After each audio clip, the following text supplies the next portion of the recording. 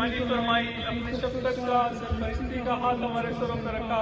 حضرت والد صاحب دامت برکاتہ عالیہ سے موجود تھے رحمۃ اللہ علیہ، تو اس وقت حضرت کی ذات ایسی تھی کہ جیسے مرغی نے اپنے بچوں کو پروں کے نیچے چھپایا ہوتا ہے، اس طرح ایک سایہ دار درخت تھا، شجر تھا کہ آپ کو کہیں دھوپ کی تو کرن بھی نہیں لگتی تھی، کوئی پریشانی نہیں ہوتی تھی۔ اب میں ان تمام حضرات سے درخواست کروں گا کہ آپ حضرات مہربانی فرماتے رہیے گا، اپنا جسے شفقت ہمارے سروں پر رکھیے گا۔ ابھی تھوڑی دیر پہلے میرے مولانا فضل الرحمان صاحب دامت برکاتہ عالیہ سے بات ہوئی، وہ بھی بہت حضرت کی تعریف فرما رہے تھے اور بہت زیادہ دکھ اور غم کا اظہار فرما رہے تھے۔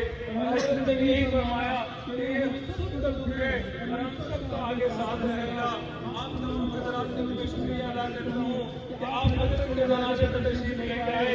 اللہ رب العزت حضرت والا دین میں گلا عطا فرمائے اور ہمیں صحیح معنوں میں حضرت کے نقش قدم پہ چلنے کی توفیق عطا فرمائے۔ یہ آج صرف توبہ کے کلمات پڑھے گا، جیسے شیخ عزیز صاحب دامت برکاتہ عالیہ نے فرمایا، بیت کے کلمات پڑھے گا۔ جو حضرات حضرت سے منسلک تھے ان کو چاہیے کہ پیچھے پیچھے کلمات پڑھتے رہیے۔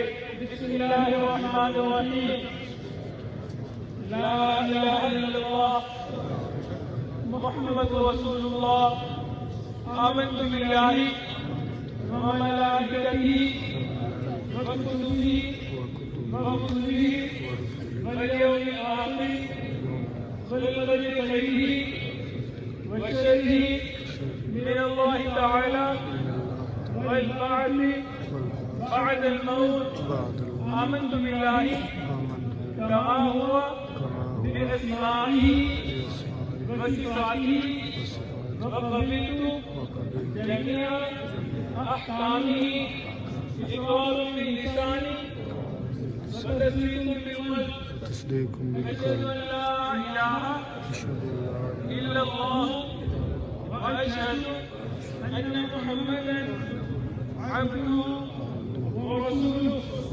أستغفر الله ربي من كل ذنب وأتوب إليه برحمتك یا ارحم الراحمین۔ لیکن جنازے سے پہلے اللہ کی ذات فرمائے کہ حضرت جی کے جتنے ملوکان ہیں اس وقت ملک کی جو عرص میں آئے ہیں یا باہر کی نماز کی